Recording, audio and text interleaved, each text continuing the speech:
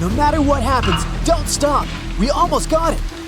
Two treasure seekers are digging frozen ground in a cornfield at night.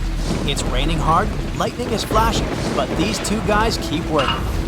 And now the shovel hits something solid. No way! A treasure chest! They start digging faster and find a piece of a ship's engine. What the?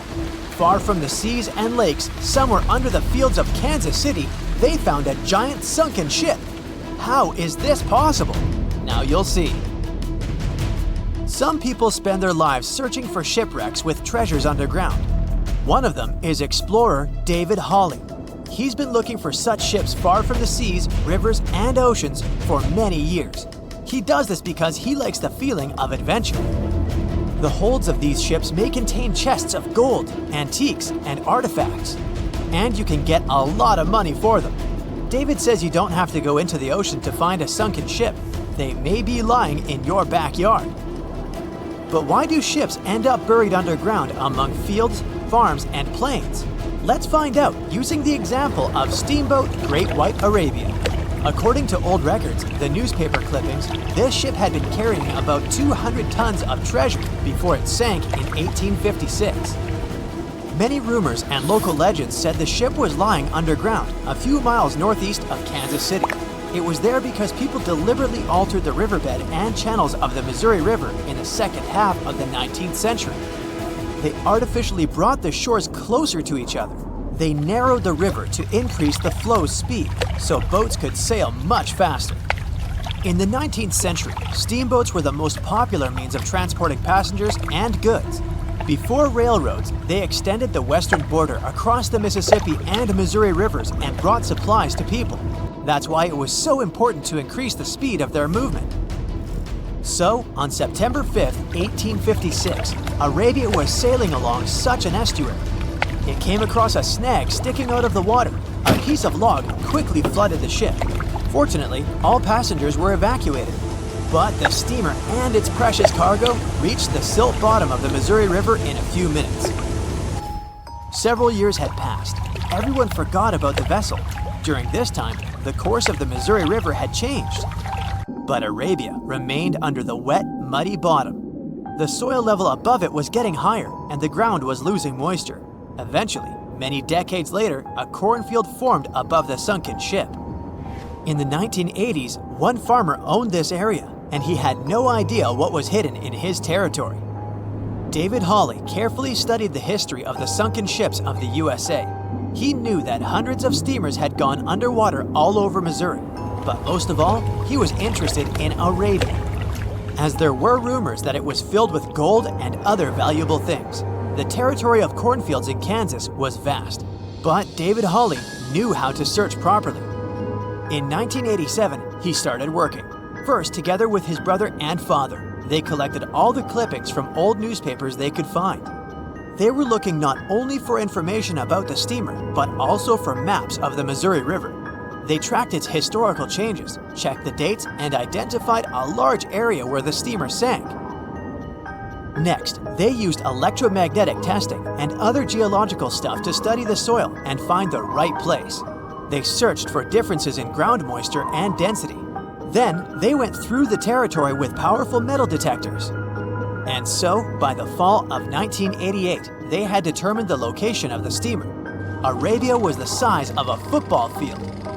This gigantic vessel lay 45 feet underground, 4 stories down. But before they started excavating, they had to ask the owner of the cornfield for permission. For the farmer, this news was a big surprise. He agreed, on the condition that the excavations would be completed by spring so that he could sow a new crop. Digging a giant ship in winter is much more difficult and expensive than at other times. It includes additional equipment, electricity, and heating costs. The team worked day and night. They financed the excavations out of their own pocket. Each invested more than $10,000 and took out a bank loan. Finally, they noticed the first details of the ship. The shovels hit the huge engine boilers and the deck. The goal had been achieved. Most of the cargo lying inside the sunken ships is covered with rust, shells, mud, and is badly damaged. The contents of Arabia were in excellent condition, considering that the ship had sunk 130 years prior. Unfortunately, they didn't find the chests of gold. Still, they got several tons of other valuable cargo, household items of people who lived in the middle of the 19th century. It was a time capsule. The ship was carrying supplies for hundreds and thousands of people, and all these things were perfectly preserved.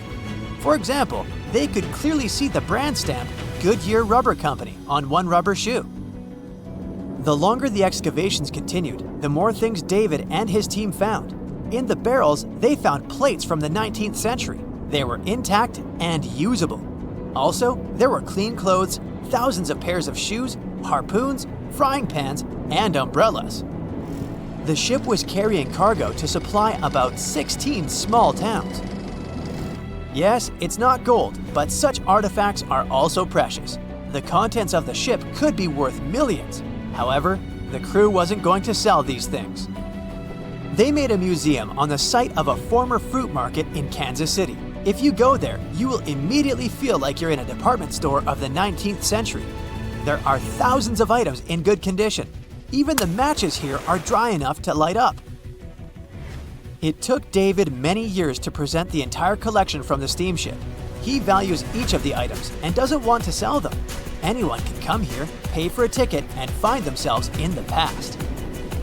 Who knows, maybe there's an old ship hidden in your backyard too. Geologists found an older vessel in the hot desert of Namibia in 2008. This ship sailed back in the days when pirates scared sailors on the seas, and now it's inside a dried-up lagoon. The ship sailed from Lisbon in 1533 and disappeared with the crew near a small diamond mining town.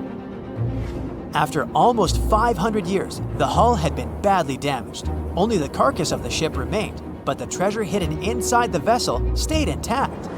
They carefully studied the boat for a long time, trying not to ruin anything. And then, 5 days later, they found a big old chest in the hold. Carefully opening it, they found gold coins there. Thus, the cost of the ship was estimated at about $10 million. The exact cause of the shipwreck is unknown, but experts believe the ship was destroyed by heavy cargo and bad weather. It went to the bottom of a lagoon that later became a desert. Some find an airplane in their backyard, others discover a ship, and one man found a passage to an ancient secret city in his house. This happened in Turkey in 1963. The owners of the building decided to make repairs. He went to his basement and knocked down the wall to turn this place into a living room. And so, behind one wall, he found a tunnel leading underground. The man thought it was some kind of a secret chamber. He went down there and realized it was something much more than that. It was an ancient city 18 floors deep. People built it in the years 780 to 1180 as a refuge from weather disasters and the invasion of enemies. This place also includes many underground tunnels that stretch for several miles in different directions. People could get to the town from different points using secret passages leading to these roads. The city can accommodate about 20,000 residents, livestock, and tons of food supplies. Archaeologists have also found a chapel, schools, stables, and public kitchens there.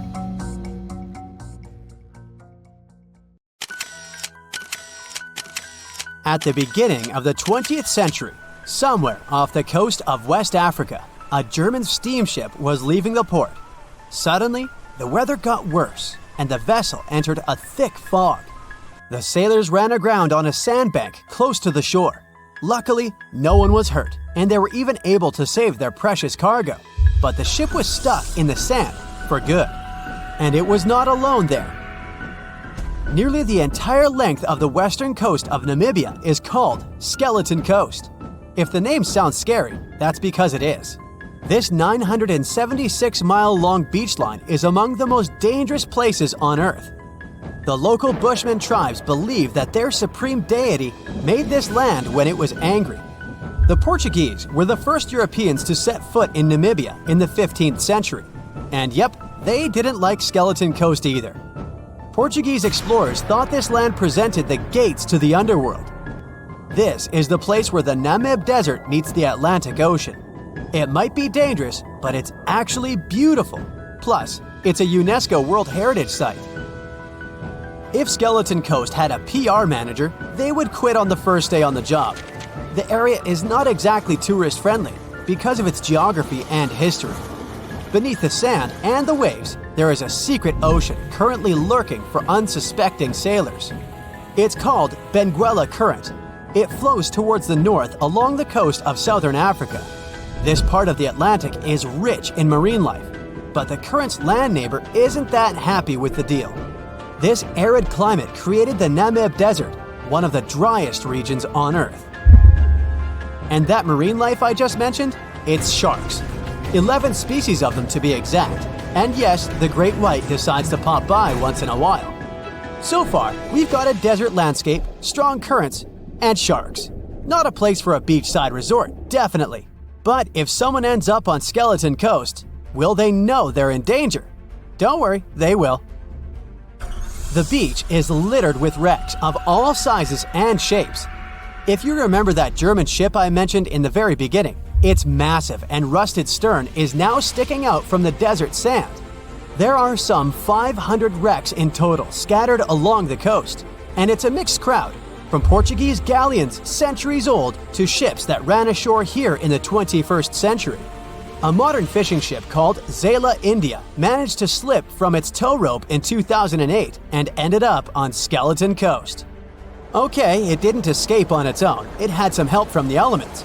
But it's better to be a tourist attraction on a beach than to be broken up for scrap. That's where the trawler was originally going, poor thing. Skeleton Coast's most famous inhabitant, to call it such a place, is the wreck of the Dunedin Star. The British cargo liner ran aground here in 1942. The massive rescue operation that followed reveals why it's so dangerous for sailors to end up here. The rescuers managed to save all of the crew and passengers, but at a heavy price. An aircraft and a tugboat were lost in the process. It took the last of the rescuers a full 2 months to return home to Cape Town. Why, you might wonder? One look at the map of the region reveals the reason. It's an endless sea of yellow, which is the sand. There are so few roads here, so Skeleton Coast is hard to reach by land. There are also legal obstacles. You need a special permit to drive into the area. But the skeletons in the name of the area don't only refer to ships, they also stand for animal bones. Most of these belong to whales and seals. Many animals have adapted to the area, so lions and hyenas roam the coastline in search of a meal. Yeah, now there are hungry lions as well, as if those sharks weren't enough. Other animals with a temporary residence on Skeleton Coast include elephants, cheetahs, leopards, and giraffes. In 1971, the Namibian authorities established a national park here, but except for surfers, after an adrenaline rush, they don't get many visitors. You can understand why. The Namib Desert is the oldest desert in the world, and it's not very tourist-friendly either. Those who travel to the region should pack sunscreen and a warm winter jacket. A weird combo, right? Well, not so much when you think that during the day, temperatures soar over 110 degrees Fahrenheit. At night, the air temperature drops below freezing. What a climate roller coaster! And that's not the final danger. Yep, there's more. Remember how that German ship got lost in thick fog? Yeah, it wasn't a one-off event. Because of the region's climate, fog shows up frequently. Sailors should cover their ears now, but this fog is actually good for wildlife. This is their only source of water in the Namib Desert. Reptiles and mammals have adapted to the harsh climate. They use as little water as possible. Shifting sands, thick fog, strong currents, lions, and sharks. Not the stuff you would put in a tourist booklet, but Skeleton Coast isn't the only beach on Earth you wouldn't want to spend your vacation on. I will take you to Cape Tribulation in Australia. The area covers some 48 square miles in the northwestern part of the continent. And no, the area is not as dry as Skeleton Coast. It's part of the Daintree rainforest. You could say that here, it is the rainforest, not the desert that meets the ocean. The beach at Cape Tribulation is straight from a postcard. But looks can be deceiving. Australia? Probably sharks. No, crocodiles are out here to get you if you decide to go for a dip in the sea. There are saltwater crocodiles that the locals call salties. Well, that's a cute nickname for such a dangerous reptile. And it's not just them. The wildlife seems to have a beef with visitors. From October to June, the waters around Cape Tribulation are full of box jellyfish. Their venom affects the human cardiovascular system. When touched by a jellyfish out at sea, swimmers won't have enough time to reach land for help. Vinegar helps neutralize the sting, so you might want to keep a spare bottle in your luggage. Crocodiles and jellyfish sound dangerous, but there's one more animal you should look after. It's the wild boar. It might sound funny, but you won't laugh when you're being chased by one of these across the beach. 21 million wild boars live in Australia. They're mostly active at night, making it even more dangerous if they charge at you. The best defense is running in circles. Wild boars can't cut corners well. That's probably why we don't see many of them taking up careers as race drivers. Cape Tribulation has one last danger installed for you, and it's not an animal. Out here, even the trees are plotting against visitors. The stinging tree got its name for a reason. If you try to pick one of its beautiful red berries, it'll fight back. Its prickles are like tiny glass shards. The less than pleasant effect on your skin will last for a month.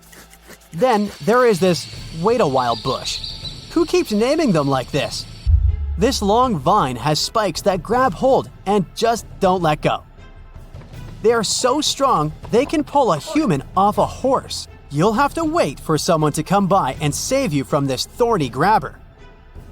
If you are about to cross this Australian beach from the vacation list, hold on for a second. Tourism is booming here. The local authorities have restricted access to all of the danger zones. Visitors go swimming in dreamy water holes that are surrounded by lush vegetation. There are even ropes to swing from.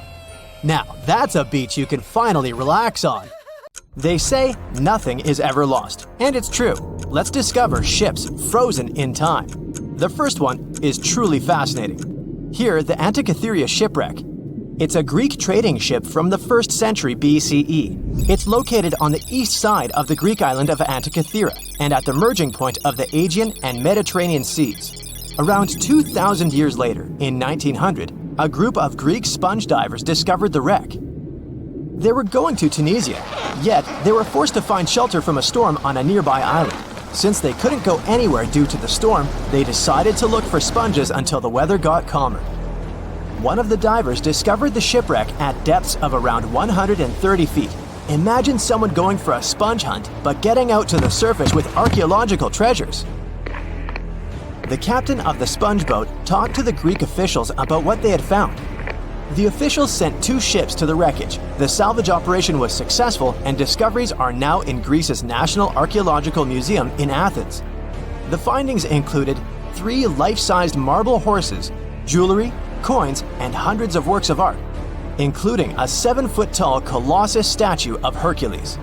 Among these treasures, Antikythera ephebe, a bronze statue of a young man, caught more attention. Because the ephebe doesn't comply with any familiar iconographic model, and there are no known copies of his type, he held a spherical object in his hand. Scholars have different theories of who that person could be, but they are not in a consensus yet. More than 70 years later, Jacques-Yves Cousteau and his team went to the area and recovered hundreds more artifacts and the remains of 4 people. Interestingly, they discovered a complex set of interlocking gears, capable of predicting the movement of the sun, moon, and several planets. The mechanism can also show the times of solar and lunar eclipses years into the future. Think of this Antikythera mechanism as an early computer calendar, to plan significant events like agricultural activities, religious rituals, and Olympic Games. These artifacts found in the Antikythera wreckage are some of the most important findings in modern archaeology. Just the Antikythera mechanism itself has changed our perception of the limits of ancient technology. The mechanism has a sophisticated design and was made over 1,000 years ago. After all these amazing discoveries, experts believe that the wreckage site has remained largely unexplored and is mostly because of its location and the landscape of the seafloor on which the ship rests. The wreck is too deep for scuba divers but too shallow to use something like a submersible. A survey made on the seafloor in 2012 showed evidence of a second wreck about 800 feet to the south. It's clear that this area has a lot to offer humanity. What would happen if those sponge hunters didn't go to the area? Scientists found a shipwreck in Antarctica at the bottom of the Weddell Sea 107 years after it sank. The name of the ship was Endurance, and it was the lost vessel of Antarctic explorer Sir Ernest Shackleton. Scientists who laid eyes on it decades later say it is among the greatest undiscovered shipwrecks ever. That is why they filmed the whole discovery. The video shows the remains of the Endurance and proves it is still in remarkable condition. It has been sitting in 10,000 feet of water for over a century, yet it looks like it sank very recently. So the story goes like this. The ship was crushed by ice and sank in 1915. Shackleton and his crewmates had to escape by themselves in small lifeboats. From then on, it was all about survival. Shackleton imagined to get his crew to safety. Then, the ship sank. Yes, this is a pretty impressive story. But why did scientists prize this ship? Firstly, Shackleton's Imperial Trans-Antarctic Expedition sailed to make the first land crossing of Antarctica. Yes, the crew was trapped in ice, but the intention was important. Secondly, it's about the challenge itself of finding the shipwreck. The Weddell Sea is almost always covered in thick sea ice. You know, the same ice that made the Endurance sink. Getting near the presumed sinking location is super hard, let alone being able to conduct research. Experts of the modern expedition team foresaw the time when the lowest extent of Antarctic sea ice would come using satellite images. They realized that the weather was in their favor to start an expedition. Dr. John Shears said that they have successfully completed the world's most difficult shipwreck search, fighting against constantly shifting sea ice, blizzards, and temperatures decreasing to negative 0.4 degrees Fahrenheit. Yeesh, I can't imagine the worst conditions in Antarctica if these conditions are in their favor. Lastly, look at this. It's timbers. They're very much intact. Plus, you can read the ship's name. It's still visible. Marine archaeologist Menson Bound says that this is the finest wooden shipwreck he has ever discovered. He has 50 years of career experience, so I believe the guy. So how come the wood is not rotten? Dr. Michelle Taylor, a deep-sea polar biologist, said that there has been little wood deterioration because the wood-munching animals are not in this forest-free region of Antarctica. Workers of a coal mine in East Serbia discovered 3 shipwrecks that had been there for at least 1,300 years. The largest shipwreck is an ancient Roman fleet. It's around 50 feet long with a flat bottom. It's estimated that the ship could carry a crew of 30 to 35 people. Looking at its hull, you can see the marks of repairs. Wow, this one had a lengthy career. You know, it gives us insight into more than 1,000 years ago. The 2 smaller vessels, on the other hand, match descriptions of boats used by Slavic groups to attack the Roman frontier. These 2 have been discovered under mud and clay in an ancient riverbed. Apparently, in those times, there was a Roman base in a place called Viminacium City. Interestingly, Viminacium was a provincial capital with an estimated 40,000 inhabitants in the 4th century CE. For comparison, it was even larger than Pompeii. The Kostelach coal mine is a center of hidden gems. Archaeologists had found evidence of ancient human and animal activity here before. For instance, in 2012, experts found bones of at least 5 woolly mammoths, which went extinct about 10,000 years ago. Canadian archaeologists found a ship 150 years after it went missing in the Canadian Arctic waters. This merchant ship is called HMS Investigator. It was purchased in 1848 to search for the explorer Sir John Franklin's ship that got lost in the Northwest Passage expedition. So, HMS Investigator left Britain in 1850 for this rescue operation. The expedition crew, captained by Robert McClure, sailed the Investigator into the water. He realized that he was in the final leg of the Northwest Passage, the sea route across North America. But before he could sail into the Beaufort Sea, the 122-ton ship itself got stuck in the thick ice. The crew spent the winter over the Prince of Wales Strait. The following summer, McClure tried again to sail to the end of the passage, but the ice blocked his way once more. Here, too, the crew was forced to leave the ship. He steered the crew into the Bay of Mercy.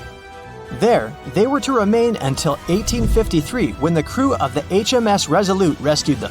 Imagine a crew of 60 people who had to spend 3 winters in the Arctic without even knowing if they would survive.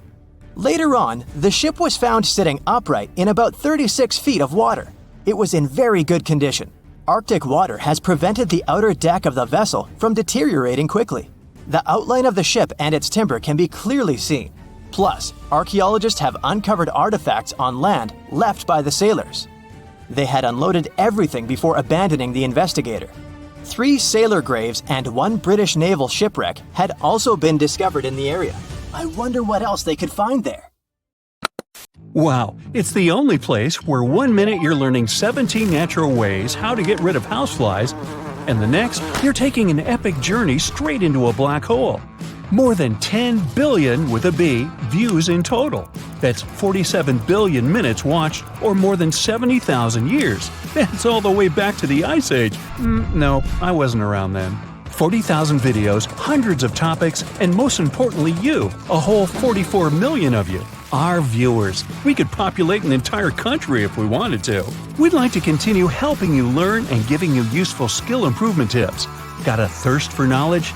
We've prepared 4 masterclasses on creating a 2D character animation from scratch, 10 hours of video lessons, practical tasks using professional software, and additional materials that you can use with your own projects. Get the full course now and create your own animated masterpiece.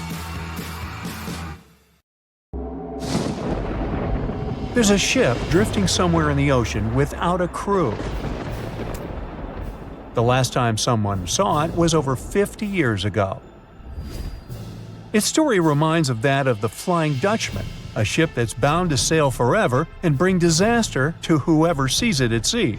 At least the legend says so. Unlike the Flying Dutchman, the SS Baychimo was definitely real and built for a German company in Hamburg and began as an ordinary cargo ship. It was trading supplies between Hamburg and Sweden in the Baltic Sea starting from 1914. It had a strong steam engine and a hull made of steel. A few years later, it became British property. Then, in the 1920s, a Canadian company purchased it for around $18,000, a huge amount of money back then. The new owner, the Hudson's Bay Company, was actively using the ship for several years. They would often send it on voyages from its home port in Scotland to Siberia, Alaska, the Yukon, and the Northwest Territories. It also passed through the Panama Canal and even the Suez Canal, with fur pelts for sale on board. Sometimes it would also transport passengers. It had completed 9 successful voyages before this strip of good luck came to an end. Starting from the 1930s, SS Baychimo would have trouble with ice and storms. When it first got trapped in ice in October of 1931, some of the crew managed to escape to Alaska. 15 of 22 sailors decided to stay with their vessel and try to save it.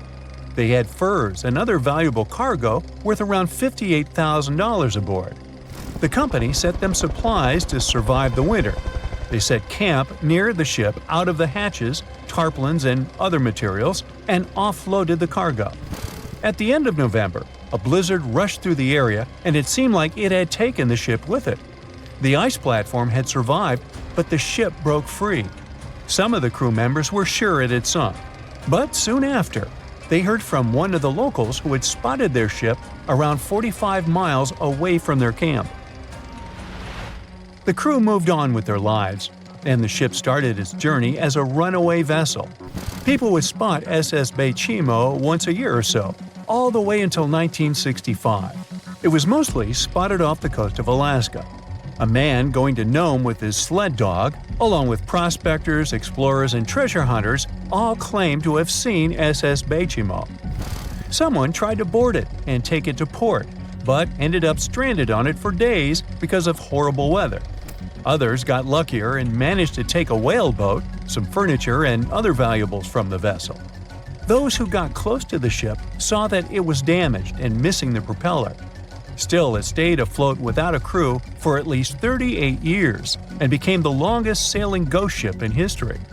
In 2006, the Alaskan authorities started a project to solve the mystery of this ghost ship of the Arctic and finally find SS Baychimo, either still above or below the water. So far, the project has not been a success. SS Baychimo remains one of the estimated 4,000 ships that have disappeared off Alaskan shores. If the legend of the 17th century isn't lying, this ghost ship could be sailing somewhere along the Flying Dutchman. It belonged to the Dutch East India Company. Its captain managed to do the impossible for that time and sailed from Holland to Indonesia in only 3 months. They said he was flying over the sea, and some evil tongues explained that he had made a deal with evil forces to achieve that. Once the ship was sailing back home, its captain and crew disappeared without a trace. There are many versions of what happened to it. One of the first ones said it had tried to enter port at the Cape of Good Hope, got in a terrible storm, and sank as there was no captain to save it. Another legend says the captain had refused to obey the skies to let the ship sink during the storm. A scary life form then struck the boat and the crew, and it was condemned to forever wander without rest. Many sailors claim to have spotted the wandering Dutchman. The Duke of York, who was to become King of England, mentioned having seen it in Australian waters. Right after spotting the ship, the man who saw it first fell from the top of the mast and didn't survive. There were more encounters with this legendary ship up to the middle of the 20th century. Ships would nearly collide with it as the Flying Dutchman jumped out of the blue. Scientists have a more logical explanation for this mystery: Fata Morgana, not to be confused with Hakuna Matata. Now, when you're out at sea on a hot day and the air is all wavy, it feels like when you look at the road on a scorching summer day. That's because of something called atmospheric refraction. When light passes through different layers of air with different temperatures and densities, it bends and twists. Sometimes, under certain conditions, this bending of light can create really bizarre optical illusions over the ocean, like sightings of the Flying Dutchman. The Fata Morgana phenomenon can make distant objects appear distorted, stretched, or even lifted above the horizon. So you can see a ship far away, but because of the way the light is bending, it will look like it's floating above the water or even disappearing and reappearing. A Fata Morgana is most commonly seen in polar regions, especially over large sheets of ice that have a uniform low temperature. But you can see it anywhere, even in deserts and over lakes on hot days. The first stories about ghost ships go all the way back to ancient Greek and Roman mythology. One of the most famous ghost ships in history is the Mary Celeste. This brigantine was traveling from New York City to Genoa and was fully stocked with provisions, but missing a crew when it was discovered in the Atlantic Ocean in 1872. The crew's personal belongings were also there, completely undisturbed. The final entry in their log was made 10 days earlier. We still don't know what happened to its crew, and the ship has inspired many spooky stories and legends. The Lady Lovibond was another legendary schooner that is believed to have been wrecked off the coast of Kent in the middle of the 18th century.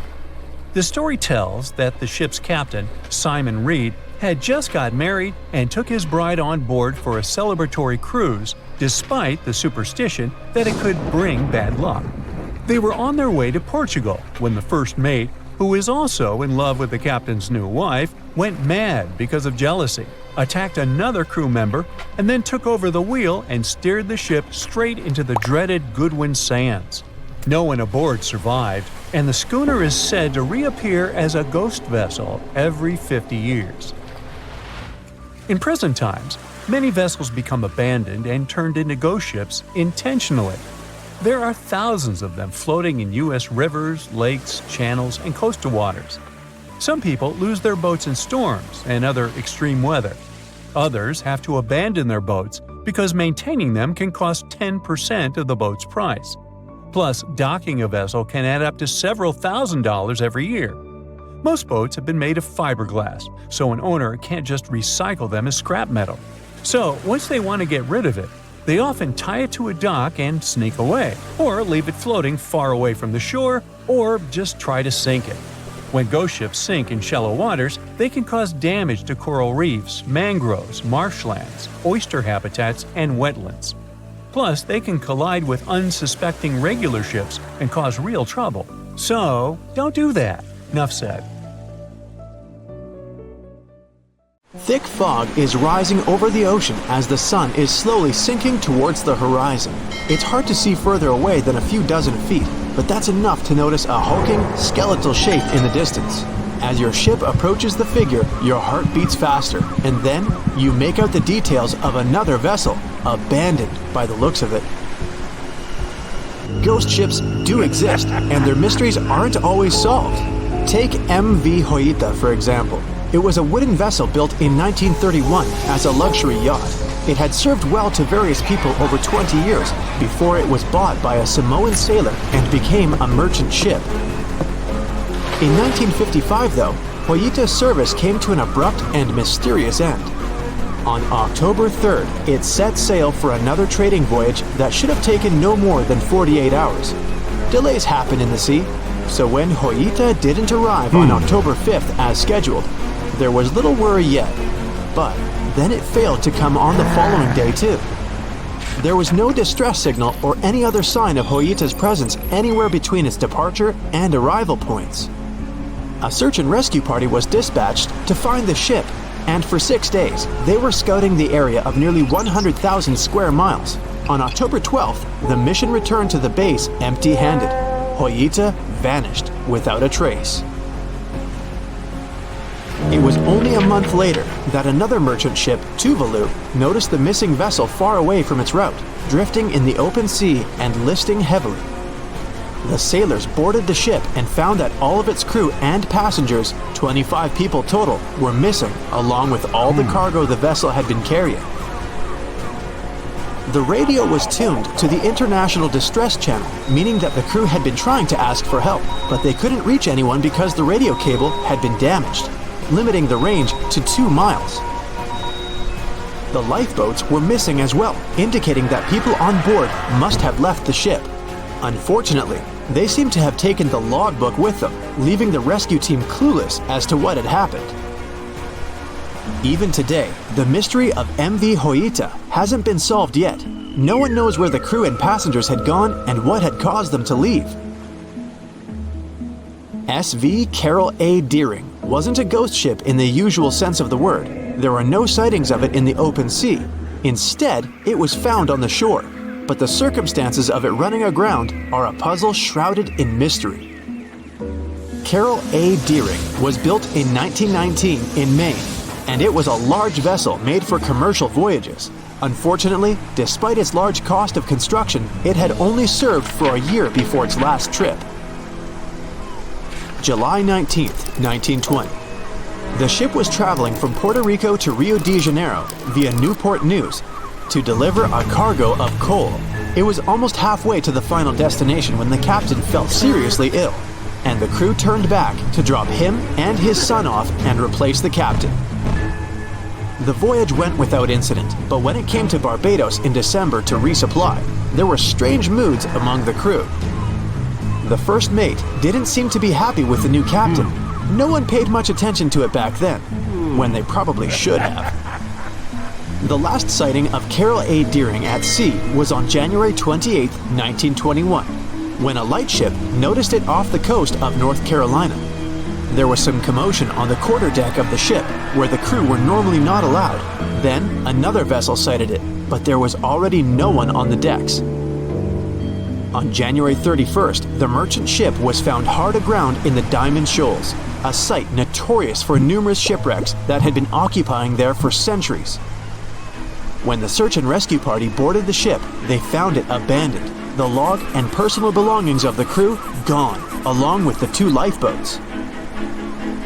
There is still no answer to what happened on board of Carroll A. Deering that January, although the most popular version was mutiny. Maybe we'll never find out the truth though. SS Baychimo is perhaps one of the most notable ghost ships in history. This large cargo steamer was built in 1914 in Sweden and plodded its way dutifully over 16 years, trading provisions for pelts with native tribes of Alaska and Canada.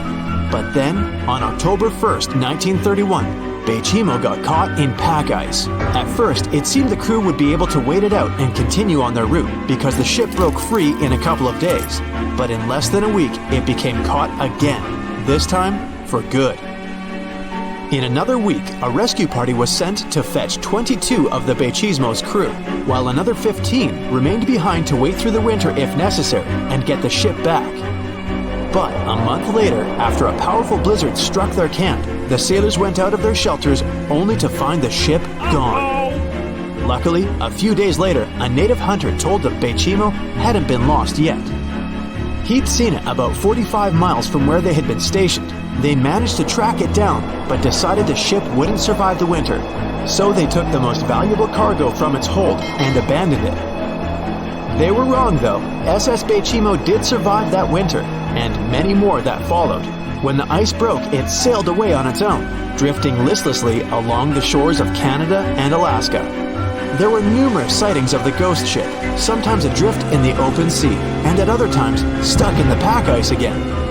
People attempted to board and salvage it, but weather conditions or lack of equipment always prevented them.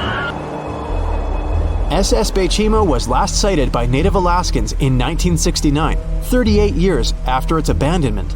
What became of it later remains unknown. The story of SS Ourang Medan is one of the most puzzling and harrowing ghost ship stories of the 20th century. No one even knows for sure if the ship even existed in the first place. It wasn't recorded in Lloyd's Shipping, the International Register of Ships, which makes it either a tall tale or a vessel that avoided being officially recognized for some shady reasons. In any case, the accounts as to what happened to the Medan vary. According to most reports, it was carrying some unknown cargo in the Indonesian waters when a distress call was received by another ship in the vicinity. The officer on duty heard an SOS message, but its contents are different depending on the accounts. The message did not repeat, and the crew of Medan didn't answer to any attempts to contact it back. The ship that received the distress call hurried to the rescue, but they only reached the vessel the following day, when it was already drifting and slightly listing. When the rescuers boarded the ship, they found that none of the crew had survived. However, one lifeboat was missing, which implied that there was at least one crew member who managed to escape. What happened to the rest of the people on board remains a mystery to this day. Still, there are no hard facts about this story, so we might never find out whether SS Ourang Medan was actually a ship and not a thing of fiction. SV Zebrina was a 3-mast sailing barge built in 1873 for river trade ships in South America. She served for well over 4 decades, proving to be a sturdy and reliable ship. It was later transferred to Europe, where it continued serving its purpose well. But then, in October 1917, Zebrina set sail on a regular voyage only to be found ashore several days later. Mysteriously, although the ship was perfectly intact, the entire crew of 5 and the captain were gone. There is no direct evidence or hard facts as to what really happened that day. The most convincing theory is that the crew were washed away from the deck because of an underwater explosion. And then the ship sailed ahead without them. But the truth, as always, remains unknown. The year was 1854, and the SS Arctic, the fastest passenger liner of its time, set out to cross the Atlantic. As it sailed through the misty veil, it slowly disappeared into the unknown. The Collins Line, an American shipping company, was started in 1818 and only began seriously trading in the transatlantic by 1835. Its steamships crossed the Atlantic from Liverpool to New York within just 10 days. Doesn't sound like a great speed today, I know, but back then, the same thing took other ships several weeks. Light on the water with their wooden hulls, powering through with a strong steam engine, those steamships were the favorite choice for many high-profile people. What could go wrong with such an advanced ship, they thought. This reminds me of some other ship everyone believed to be unsinkable. But anyway, back to the Collins Line. It grew to be a serious contender on transatlantic routes, with only one other competitor, the Cunard's Line. It was a British company also aiming to be the main force through the Arctic Passage.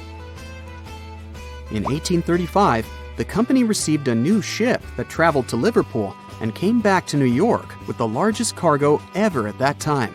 From then, the Collins Line was steadily growing. It seemed like there would only be future successes for it. Unfortunately, their lavish ships became costly to run with the amount of coal used. Massive power, along with weak wooden hulls, meant they needed many repairs after each voyage. So, every trip ended up being expensive. But since the ships were safe and had a great reputation, people were willing to pay the price, and the company was definitely not in crisis. They had achieved something no one had managed to do before them. Like I told you, their ships crossed the Atlantic in a whopping 10 days, and Edward Collins, the owner, was very determined to maintain the pace. Their 5 ships easily outran the Cunard's line of only 3. With this great praise, it provided more attention. Though the Cunard's ships were slower with their iron hulls, they believed there was still profit, regardless of how slowly they sailed. Among Collins' ships, the Arctic, the third of them to be launched, was the largest, reaching 284 feet long, with 2 side-lever steam engines, each with 1,000 horsepower.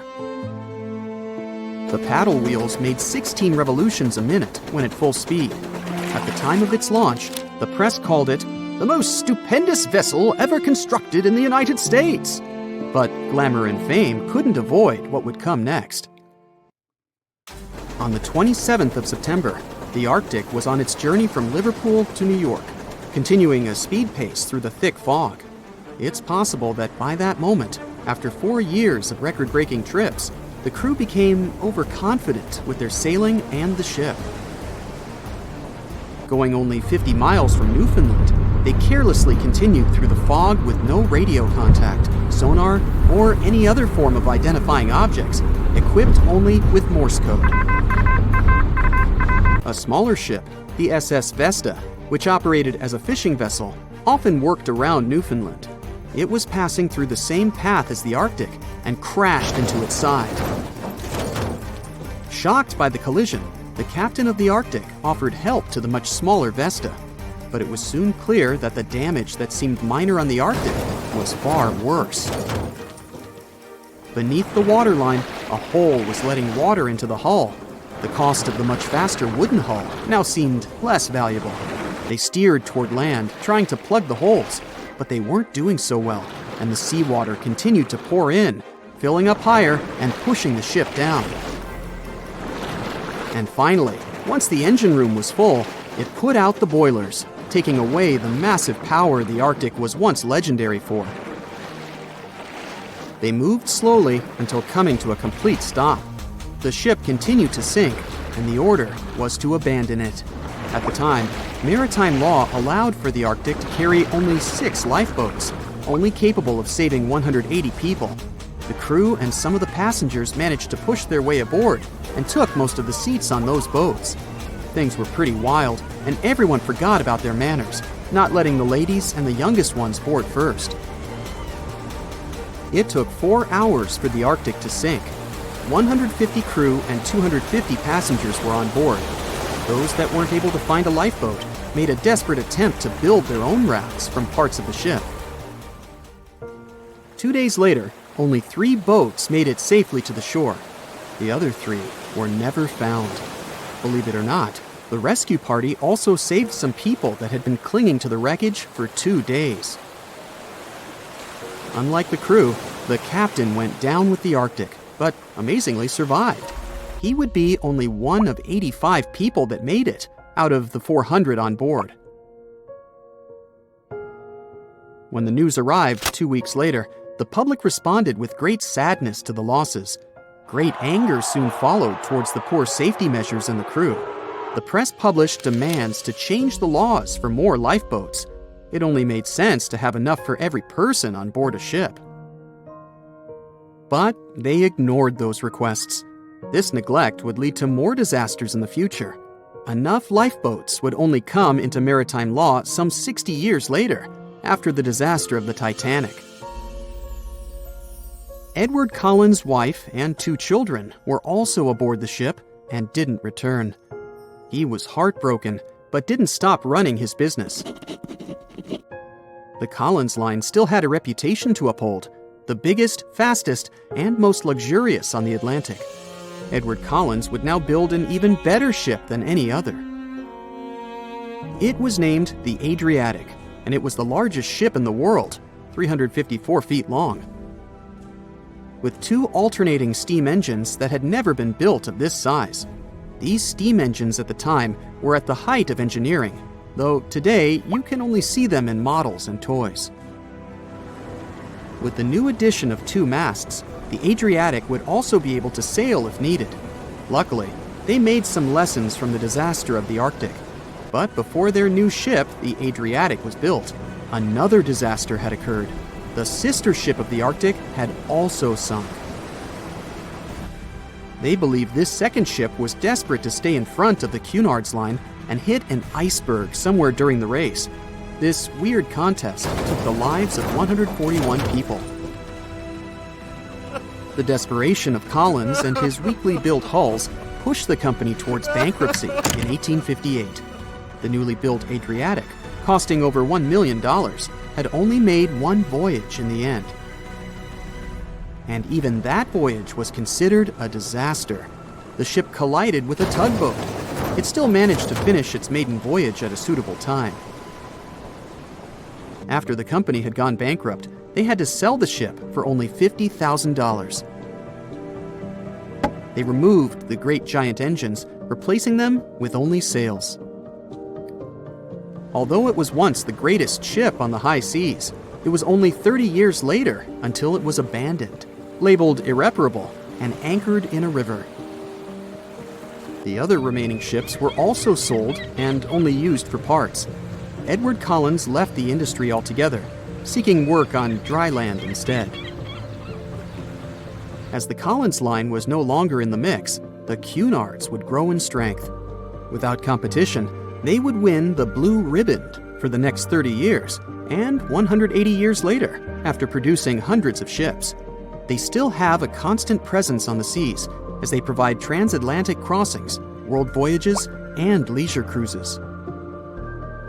To this day, the Cunard line is the only one to run ships between Europe and America, and it's great proof that it's not always the fastest that's the best.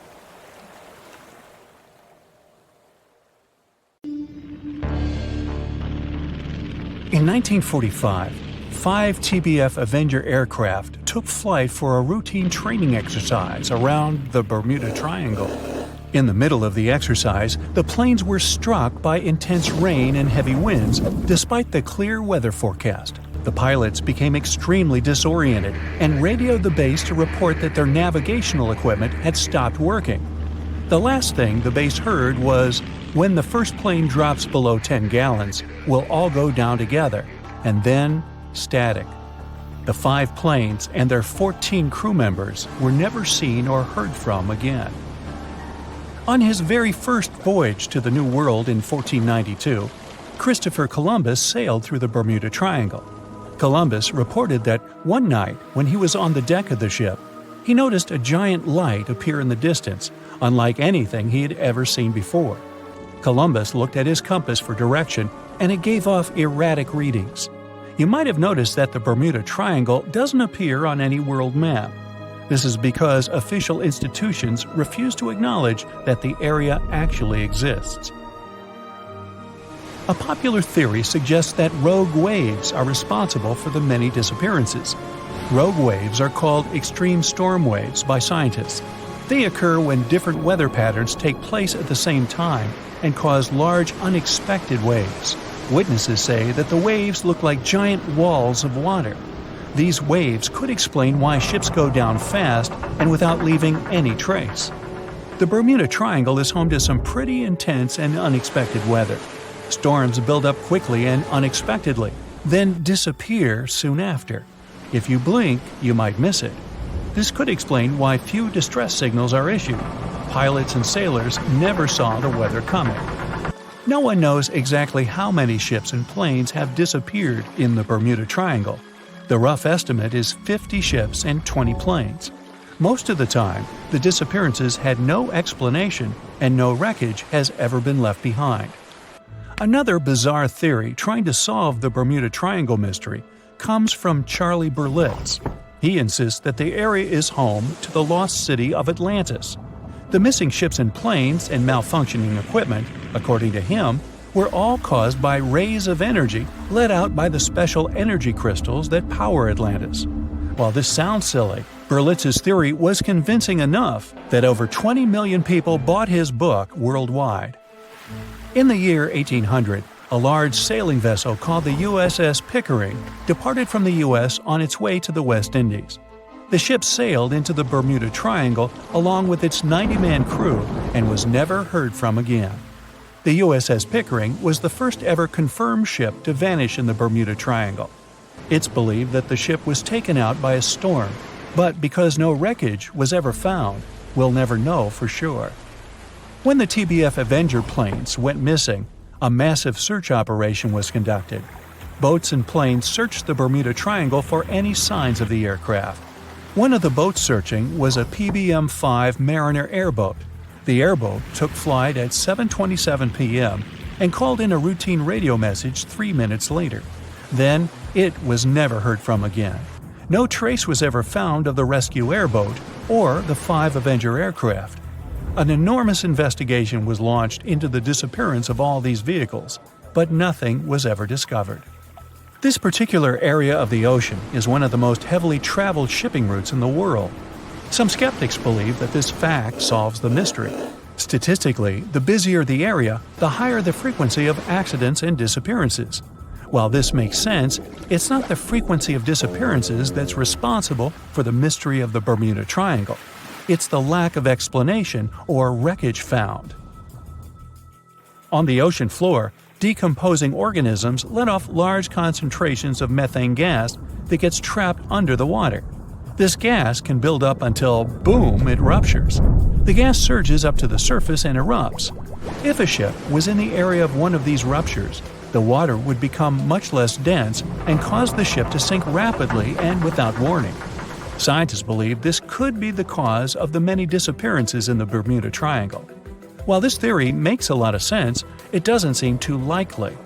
The U.S. Geological Survey has stated that no large releases of gas are believed to have occurred in this area for the past 15,000 years. The ocean floor is made of rocks containing a lot of magnetite. It's more like iron. Magnetic fields react to high concentrations of magnetite on the ocean floor, which may start a sort of conflict between the two. It can often lead to various weather anomalies and, as a result, navigation issues. And, naturally, any changes in the ocean floor or the Earth's magnetic fields influence the Bermuda Triangle a lot. Since the magnetic field is constantly moving, it might be also taking the Bermuda Triangle with it. Now that people know where the triangle is, it's easy to avoid it. It supposedly moves eastward together with the magnetic poles, but scientists still can't answer where exactly it will be in a couple of years. Some people blame all the disasters on the extraterrestrial paranormal activity. Others suppose it's all about raging natural phenomena. There's another triangle in Lake Michigan. Just like the one near Bermuda, the Michigan Triangle got its shady reputation for some disappearances. The first recorded one dates back to 1679. A large vessel, one of the largest of that time, set out on an expedition, yet once it got in the sinister triangle, it never came back. Much later, an aircraft disappeared in this triangle. The skies are usually very clear there, but back in 1883, some people witnessed abnormal things in the area. Some claim to have seen large blocks of ice falling from the skies, and the crew even managed to save one as hard proof. Meanwhile, the Pacific Ocean Mystery Area is another sinister triangle. Off the south coast of Japan, not far away from Tokyo, there's a sea where plenty of ships met their doom, disappearing without a trace in these waters. They call it the Devil's Triangle. Some scientists believe the cause of anomalies is the environmental changes. Also, there's a really high concentration of methane hydrates on the bottom of the ocean in the Pacific Triangle area. You're deviating from your original course and sailing in the wrong direction. There's the Caribbean Sea near the triangle, peppered with small islands. The seafloor here isn't deep. The ship can get in shallow waters. And now the ship is stuck on a shoal, and you have no idea where you are. If this were the 21st century, the ship's captain would be able to reach the shore using GPS and other modern navigation. But the most interesting thing is that the compass would work correctly this time. since the magnetic North Pole hasn't already coincided with the true one for a long time in the territory of the Bermuda Triangle. The agonic line is somewhere far away from here. There are no problems with navigation now, but for some reason, this is where ships disappear. In fact, not just here. Throughout the Atlantic Ocean, there are places where many more ships were gone. The Bermuda Triangle is not even in the top 10 of such places. One of the main reasons why many ships are lost here is that one of the most popular shipping routes in the Atlantic passes through the Bermuda Triangle. And the more ships in one place, the more shipwrecks. Simple probability. Then, it just starts getting weird. Other theories say that there's a space-time rift in this region. Ships and planes fall into this rift and end up in the past or the future. But for some reason, there's not a single proof of this myth. There's no reason to think that the rift is hidden somewhere here. The base of an extraterrestrial civilization is located in the Bermuda Triangle. Visitors from other galaxies steal sea vessels along with the crew, so no one finds the wreckage of the ships. This is also a popular myth that has no scientific justification. The Kraken lives somewhere in the triangle.